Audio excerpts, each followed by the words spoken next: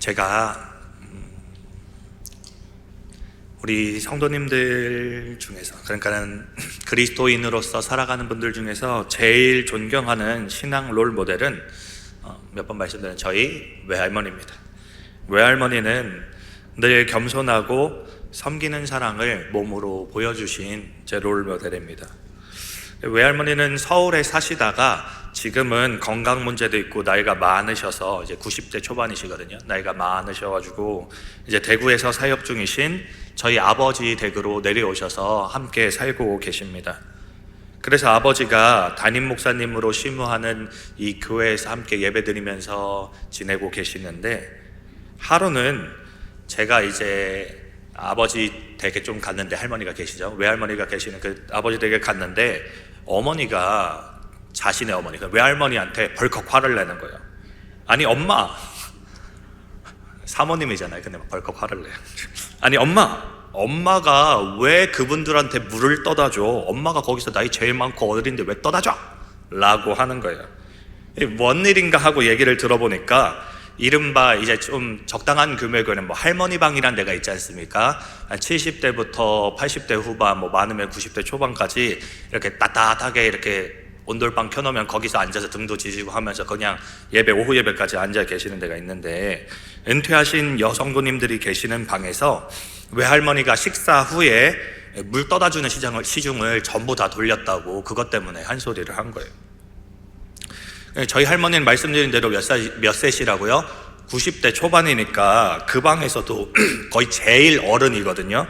그보다 나이 많은 분들은 어떻게 했습니까? 다 천국 가셔가지고 거의 다 제일 어른이세요. 그런데 한참 어린 70대, 80대 분들한테 물을 떠다 주니까는 저희 어머니가 사모님인데도 불구하고 저희 가족끼리 있으니까 속상하니까, 왜 엄마가 어른인데 대접받아야지 그렇게 해? 라고 하셨는데, 근데 외할머니는 어머니에게 별말 많이 안 하시고 딱 이렇게 얘기하셨어요. 내가 해주고 싶어서 그래. 내가 해주고 싶어서 했어. 라고 말씀하셨어요. 그래서 외할머니는 자기 딸과, 저희 어머니와 결혼한 지 40년이 넘는 사위, 저희 아버지한테 한 번도 민서방이라고 부르는 걸 들어본 적이 없어요. 항상 뭐라고 말씀하면은 목사님으로 부릅니다. 목사님. 단 한 번도 저는 민서방이라고 낮춰 부르는 걸 들어본 적이 없습니다. 그래서 제가 아는 가장 겸손하고 섬김의 사랑을 보여주는 분은 외할머니라 제가 참 존경을 해요. 우리나라는 유교 문화권입니다. 웃 어른들, 나이가 많으신 어른들을 존경하는 문화가 있고요. 나이를 따른 뭐가 있습니까? 서열이 있습니다. 그래서 한국 교회 안에서 제일 안 되는 게 있어요. 그게 뭡니까? 자기보다 나이 어린 사람에게 양보하고 섬기는 일이 제일 안 됩니다. 알게 모르게 이게 뭡니까? 자존심 상하는 일이거든요. 그래서 제 어머니가 그거 왜 그렇게 했어? 할 만큼 이 자존심이 상할 수 있거든요. 그러나 이미 잘 알고 계시겠지만 성경은 그렇게 이야기하지 않습니다. 오늘 본문은 우리에게 섬김에 대해 뭐라고 말씀할까요? 어떻게 말씀할까요? 한번 우리 본문을 살펴보겠습니다. 오늘 본문의 시작에서 예수님은요 이렇게 말씀하십니다. 12절 보시면 12절에 이렇게 말씀합니다. 그들의 발을 씻으신 후에 옷을 입으시고 다시 앉아 그들에게 이르시되 내가 너희에게 행한 것을 너희가 아느냐. 아멘. 오늘 본문인 요한복음 13장 내용은 예수님께서 제자들의 발을 씻으신 내용으로 시작이 됩니다. 예수님께서 어느 날 저녁 식사를 하신 후에 갑자기 겉옷을 벗으십니다. 지금으로 치면 마을같이로 이렇게 겉옷을 이제 풀어 헤친 거죠. 겉옷을 벗으시고 수건을 가져다가 허리에다가 이렇게 탁 동이시고서는 대야에다가 물을 떠서 누구 발을 씻어줍니까? 제자들 발을 씻어주기 시작하셨습니다. 잘 알고 계시겠지만 이스라엘과 중동 지역, 사막 지역에서는 이런 운동화나 이런 거 안 신죠. 왜 그렇습니까? 좀만 걸어 다니면 거기에 흙이랑 모래가 잔뜩 들어가거든요. 그래서 모래가 잘 빠질 수 있는 구멍, 이렇게 숭숭 뚫린 신발 알고 계시죠? 샌들이라고 불리는 그 신발을, 슬리퍼 비슷한데 뒤에만 이렇게 막혀 있는 그 신발을 신고 다닙니다. 양말도 신지를 않습니다. 그러면 하루 종일 돌아다니다가 이 저녁 때 와가지고서는 저녁 식사 후에 발을 씻으면 그 발이 어떻겠습니까? 이 먼지, 모래와 함께 떼꾸정물이 줄줄 흐르겠죠. 옛날에 애들 맨발로 집 밖에 조금만 뛰어다니면 이렇게 까매져가지고 씻기면 떼꾸정물 나오는 것처럼 이 더러운 물이 줄줄 나오실 겁니다. 이걸 12명이나 씻는 일이 쉬운 일입니까? 어려운 일입니까? 어려운 일이에요. 여기는 뭐 대야에 물을 떠서 했다 그러네. 대야 하나로 그게 다 됩니까? 안 되죠. 물을 계속 갈았을 것입니다. 이렇게 씻어주신 후의 상황이 오늘 본문의 상황입니다. 다시 12절 볼게요. 12절입니다. 예수님은 제자들의 발을 씻어주신 후에 제자들에게 이렇게 물어보십니다. 그들에게 이르시되 내가 너희에게 행한 것을 너희가 아느냐. 제자들의 발을 씻어주신 게 갑자기 그냥 그런 마음이 들어서 단순하게 해볼까 해서 하시는 게 아니라, 단순한 이벤트가 아니라 가르침을 주시려고, 제자들에게 깨달음, 계시를 주시려고 하신 특별한 일이라는 것을 알려주는 말씀입니다. 내가 왜 너희들의 발을 씻어줬는지 아니? 라고 제자들에게 물으셨어요.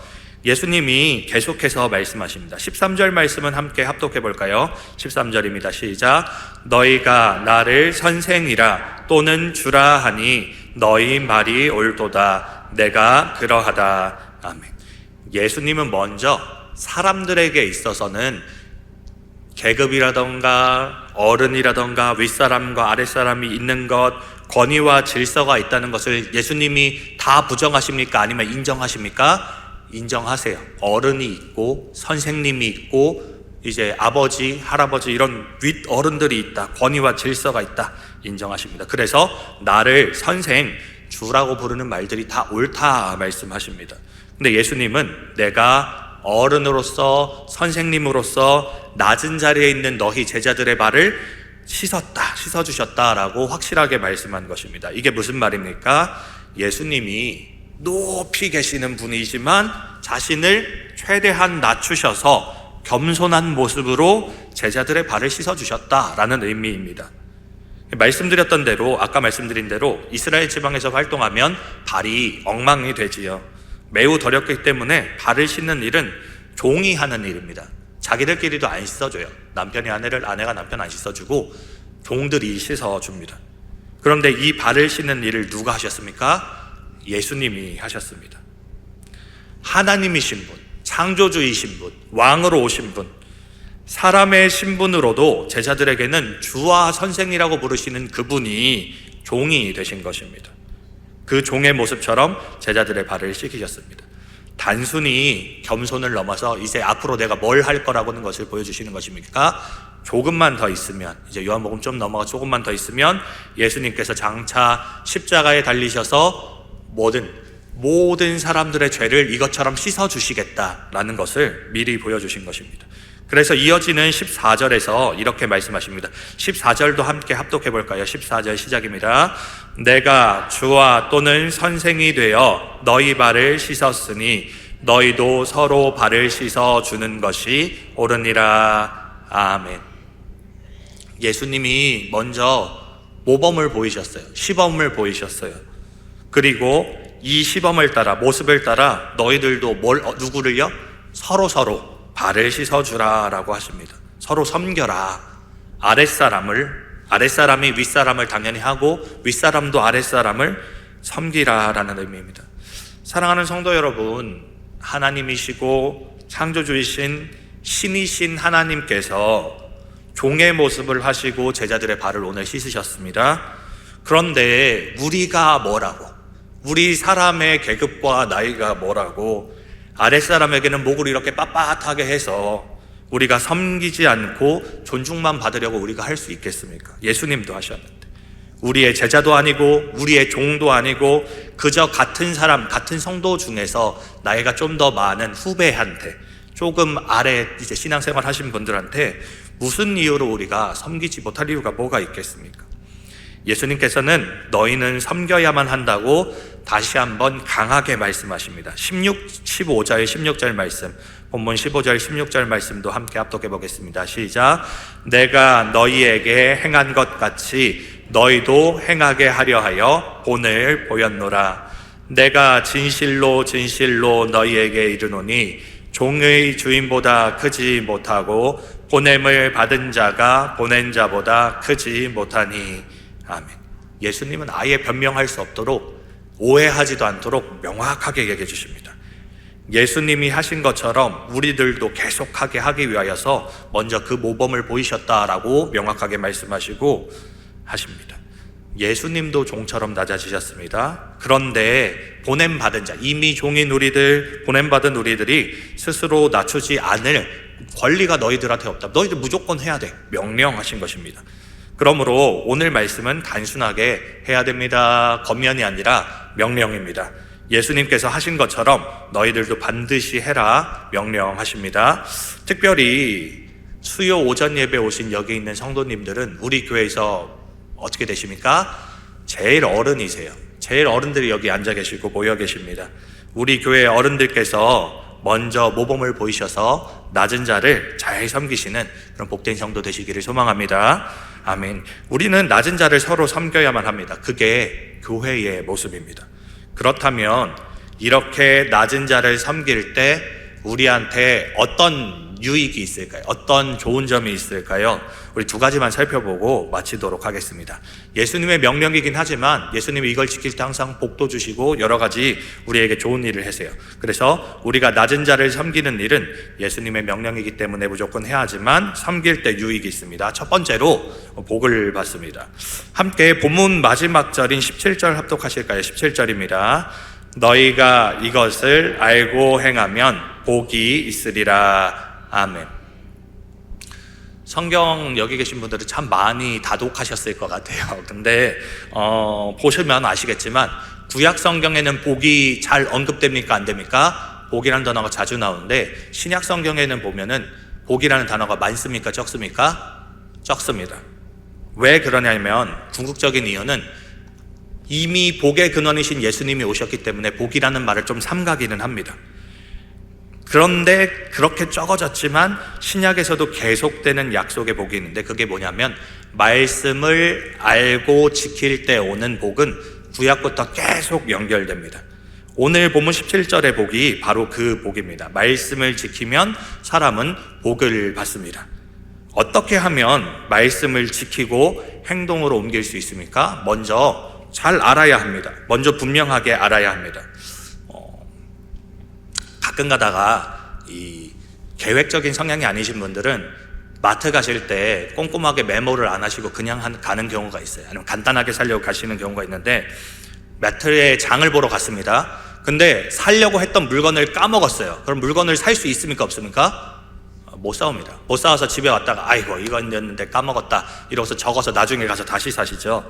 그렇게 장 보려는 물건을 적지 않고 마트에 왔다가 까먹으면, 알지 못하면 물건을 못 사는 것처럼 말씀이 생각나지 않으면 지키려고 해도 지킬 수가 있습니까? 없습니까? 못 지킵니다. 그래서 말씀을 기억해서 잘 이해해야 말씀을 지킬 수 있습니다. 오늘 말씀은 그래서 참 쉽습니다. 한 단어로 핵심을 말할 수 있습니다. 뭡니까? 섬김입니다. 오늘 다른 단어는 다 까먹으셔도 섬김만 기억하시면 됩니다. 어린이가 어른을 존중하는 것은 당연한 일이죠. 근데 높은 자리에 있는 사람이 낮은 자리에 있는 사람을 존중해주고 사랑해주고 위에서 행동해주는 것이 뭡니까? 섬김입니다. 교회의 어른인 이 자리 성도님들께서 더 어린 성도분들이 가끔 내가 보기에 부족하고 또 보기에는 좀 얄궂고 뭐 이러려도 잘 양보하고 용서하시고 사랑으로 대해주시는 것이 섬김이다 라고 할 수 있겠습니다. 그렇다면 이렇게 섬김을 알고 이해하면 이제 뭘 해야 됩니까? 행동해야 됩니다. 17절 다시 보시면 알고 행하면 복이 있으리라 라고 말씀하시는데, 아는 것도 중요한데 거기서 끝이 아니라 행동해야 복이 있습니다. 오늘 이 말씀을 들은 걸로 끝내지 마시고 꼭 행동하시는 여러분 되시기를 소망합니다. 이럴 때 복을 받습니다. 근데 이때 주어지는 복은 구약처럼 막 물질의 복, 이런 복이 아니라 우리 신앙과 믿음이 성장되는 복입니다. 성도 여러분, 우리 신앙생활 다 하시는데 믿음이 성장했으면, 신앙이 자랐으면 하는 마음이 다 있으시지 않으십니까? 근데 우리 믿음이 어떻게 하면 커집니까? 나이 먹으면 자연스럽게 키가 자라는 것처럼 커집니까? 아니죠. 우리 믿음과 신앙 수준은 예수님입니다. 우리의 신앙의 기준과 믿음의 기준은 예수님입니다. 왜냐하면 모든 성도는 예수님의 제자이고 예수님을 닮아가는 만큼 신앙이 자라나기 때문입니다. 오늘 본문에서 말씀하는 낮은 자를 섬기는 일은 예수님이 어떻게 하셨어요? 모범을 보이신 예수님이 하신 일입니다. 예수님이 직접 행동하시고 이대로 살라고 하신 내용입니다. 예수님을 닮는 내용이라고 할 수 있습니다. 닮는 일이라고 확실하게 말할 수 있습니다. 그러니 예수님이 하시고 우리 보고 따라하라고 말씀하신 일을 잘 기억해서 실천으로 옮기면 당연히 자연스럽게 어떻게 되겠습니까? 우리의 믿음이 자라납니다. 우리의 믿음이 더 깊어지겠죠. 그리고 그런 만큼 예수님과의 관계, 하나님과의 관계도 더 깊어지는 것입니다. 그런 복을 받는 것입니다. 섬김의 말씀을 지키셔서 예수님을 닮고 더 신앙이 자라는 복을 받으시기를 소망합니다. 자, 그럼 마지막으로 두 번째로 우리가 낮은 자를 섬기면 어떤 유익이 있습니까? 세상 사람들이 복음을 받아들여서 전도가 됩니다. 그리고 교회가 세상 속에서 인정받게 됩니다. 그리고 우리가 예수님의 제자라는 인정을 받게 됩니다. 오늘 본문 뒷부분에는 서로 섬겨라 라고 말씀하신 예수님께서 신약 성경 중에서도 정말 중요한 말씀, 너희에게 새 계명을 주노니 라는 말씀을 우리에게 주고 계십니다. 이 계명이 무엇입니까? 함께 34절 말씀 합독하겠습니다. 34절입니다. 시작. 새 계명을 너희에게 주노니 서로 사랑하라. 내가 너희를 사랑한 것 같이 너희도 서로 사랑하라. 아멘. 제자들의 발을 씻는 세족식의 모습을 통해서 낮은 자를 섬기는 사랑을 보여주신 예수님, 희생의 사랑을 보여주신 예수님께서 이제 새 계명을 말씀해 주십니다. 이 계명이 무엇입니까? 내가 너희를 사랑한 것 같이 너희들도 서로 사랑하라 라는 계명입니다. 원래 있었던 구약의 계명은 내 이웃을 내 몸과 같이 사랑하라 라고 말씀해 주셨어요. 그것도 사랑입니다. 근데 이것도 쉽지 않아 보이지만 결국 이게 누구 기준입니까? 내 기준입니다. 구약에 있던 거는 사람의 기준, 내 기준입니다. 만약에 자기 몸을 아끼지 않는 사람들이 있어요. 자기 몸을 혹사시키는 사람이 있습니다. 그러면 자기 몸을 사랑하듯이 남을 사랑하려면 남도 어떻게 할까요? 혹사시킬 수 있겠죠. 또 자기 생각에 이만큼만 사랑하면 이게 사랑이지, 이만큼 해줬으면 됐지 뭘 라고 생각하면 그만큼만 사랑할 것입니다. 그런데 사람들도 그렇게 했던 사람들도 다 계명을 지켰다라고 자긴 하겠죠. 하지만 새 계명은 사람이 아니라 예수님이 기준이 되십니다. 아까 제가 지금 제자들의 발을 씻어준 이 예수님의 세족식은 뭘 의미한다 그랬죠? 조금 있으면 나올 예수님의 십자가 사건, 죄를 씻어주시는 사건을 미리 보여주는 사건이라고 말씀드렸죠. 그러니 지금 새 계명을 주신다며 말씀하시는 것은 내가 너희를 사랑한 것 같이의 이 사랑은 어느 정도의 사랑입니까? 십자가를 져서 죽을 만큼, 희생의 사랑만큼, 너희도 서로를 위해 희생할 만큼 사랑해야 된다라는 말씀입니다. 그러므로 34절의 새 계명은 섬김의 사랑이다 라고 말할 수 있습니다. 사실 십자가까지 연결하지 않아도 오늘 예수님이 제자들의 발을 씻어주는 사랑은 우리가 보기에 너무 큰 사랑입니다. 전 이거 보고 울컥했어요. 왜냐? 12제자의 발을 씻으셨다는 얘기는 11명이 아니라 12제자의 발을 씻으셨다는 얘기는 누구도의 발도 씻은 거예요? 가룟 유다. 자기를 팔 가룟 유다의 발도 여기서 발을 씻어주세요. 예수님께서는 가룟 유다가 자신을 팔 거란 사실을 알고 계셨어요. 그래서 성경책 있으신 분은 한번 13장 이렇게 봐보세요. 보시면 오늘 본문 발을 씻어주시고 너희도 발을 씻으라 라고 하는 본문 뒤에 너희 중 하나가 나를 팔리라 라는 본문이 있어요. 가룟 유다가 나를 팔 거야 라고 말씀하시는 본문이 있는데 알고 계셨어요. 근데 그 가룟 유다의 발도 씻으셨습니까? 안 씻으셨습니까? 씻어주셨어요. 원수입니다. 자신을 팔 가룟 유다의 발도 씻어주셨습니다. 그러니 새 계명, 너희는 내가 너희를 사랑한 것 같이 서로 사랑하라는 말씀은 원수까지 사랑하라 라는 말씀이 되겠지요. 어떻게 하면, 어떻게 할 때만 이런 일이 일어납니까? 35절 말씀 마지막으로 합독하겠습니다. 35절입니다. 너희가 서로 사랑하면 이로써 모든 사람이 너희가 내 제자인 줄 알리라. 아멘. 사랑하는 성도 여러분, 하나님은 사랑이십니다. 믿으십니까? 아멘. 하나님은 사랑이십니다. 그리고 예수님께서는 친히 인간의 몸을 입고 오셔서 하나님은 사랑이셔라는 것을 삶으로 보여주신 분이십니다. 직접 증명하셨습니다. 오늘 우리는 전도를 나가지요. 복음이 무엇입니까? 하나님이 우리를 독생자를 주셔서 사랑하신 만큼, 십자가를 지게 하신 만큼 너희를 사랑해 우리 죄를 씻어주셨다. 이 내용이 복음 아닙니까? 복음은 사랑입니다. 그러므로 복음은 뭘로만 전달될 수 있습니까? 사랑으로만 전달될 수 있습니다. 논리적이고 잘 설명하고 아무 소용없습니다. 중요한 것은 사랑을 보여주는 것입니다. 희생을 보여주는 것입니다. 먼저 복음을 들은 너희들은 어떻게 살고 있는데? 라고 세상 사람들이 우리를 지켜볼 때, 우리를 주목해서 볼 때 우리의 모습을 보여주는 게 복음의 전달입니다. 그런데 요즘 교회들이 참 사랑의 모습으로 살지 못하니까, 중직자분들도 목사님들도 그렇게 살지 못하니까 교회가 어떻습니까? 이렇게 욕을 먹고 있지 않습니까? 위선자라고 생각하는 거죠. 결국은 섬김의 사랑, 희생의 사랑입니다. 이 사랑을 우리가 보여줄 때만 사람들이 복음을 듣고 오고 전도되어 교회로 오고 세상이 교회를 인정하기 시작하고 우리가 예수님의 제자인 줄 다 알게 되는 것입니다. 사랑하는 성도 여러분, 원수 가룟 유다에까지 사랑하시면서 그 발을 씻어주신 예수님의 섬김의 사랑을 본받으셔서 나보다 낮은 자, 약한 자를 섬기고 사랑하시기를 바랍니다. 그래서 바라기는 우리 사직동교회 성도님들이 예수님이 명령하신 섬김의 사랑을 살아내심으로 예수님의 제자로 인정받는 삶 끝까지 살아내시는 여러분 되시기를 주님의 이름으로 축복합니다.